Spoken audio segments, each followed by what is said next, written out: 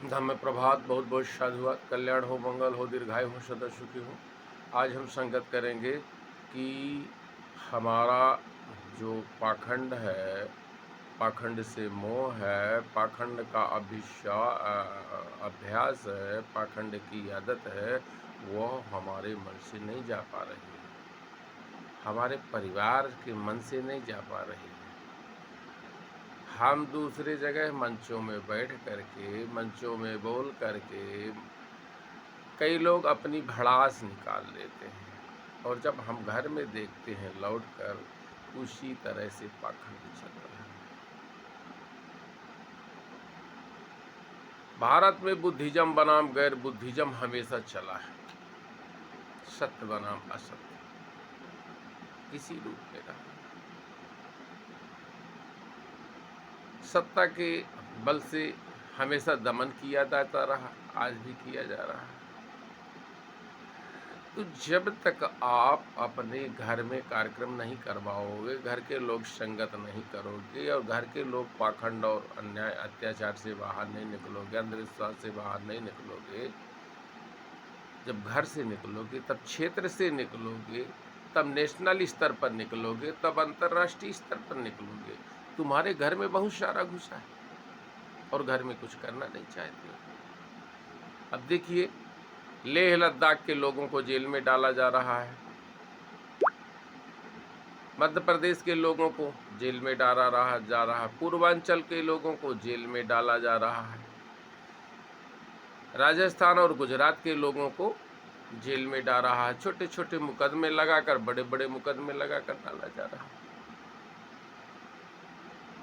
ये बुद्धिज्म बनाम अबुद्धिज्म चल रहा है और ये तभी सफल होगा जब क्षेत्रीय स्तर पर आपकी तैयारी होगी, घर के स्तर पर आपकी तैयारी होगी, राज्य स्तर पर आपकी तैयारी होगी, राष्ट्रीय स्तर पर आपकी तैयार होगी, अंतर्राष्ट्रीय स्तर पर यह तैयारी होगी, क्योंकि यह क्षेत्र से लेकर के वर्ल्डली समस्या है।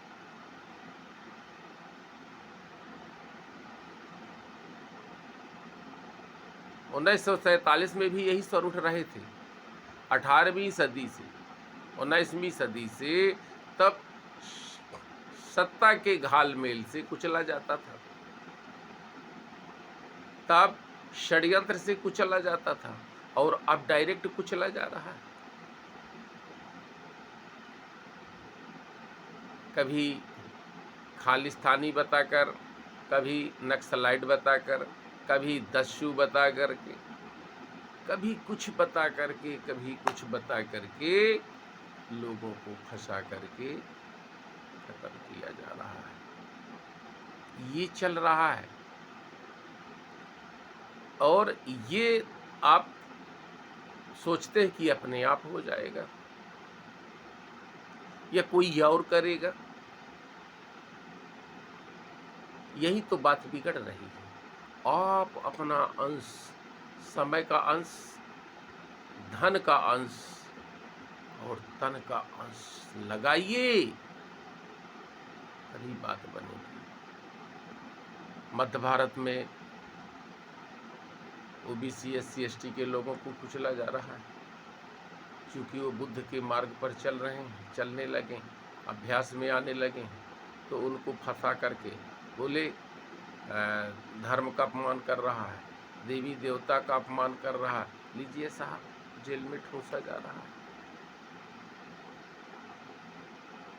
वो सबसे बड़ी समस्या आप ही है, क्योंकि ये डायरेक्ट हमारे पूर्वज लोग शासक से गुलाम नहीं बने होंगे।